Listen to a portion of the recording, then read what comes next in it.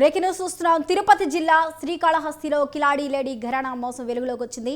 శ్రీకాళహస్తిలోని ఒక లాడ్జిలో భక్తుని మోసం చేసింది ఒక లేడీ. బస్సులో పరిచయమై లాడ్జికి తీసుకెళ్లింది. లేడీ పిలిచింది కదా అని బాధితుడు వెళ్ళాడు.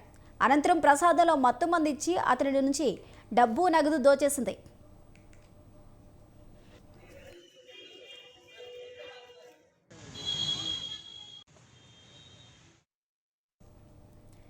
భక్తుడి నుంచి 75 గ్రాముల బంగారం, 20,000 డబ్బు, ఒక మొబైల్ తీసుకుని పరారైంది. ఆమె దోచుకెళ్లిన బంగారం నగదు విలువ 6 లక్షల రూపాయలు ఉంటుందని బాధితుడు చెప్తున్నాడు. మోసపోయిన భక్తుడిని హైదరాబాద్కు చెందిన ఆయుర్వేద డాక్టర్గా గుర్తించారు.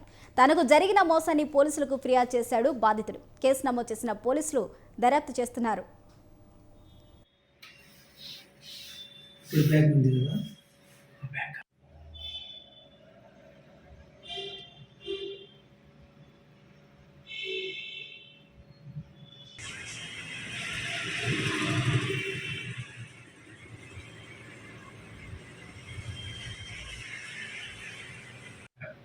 వస్తాం.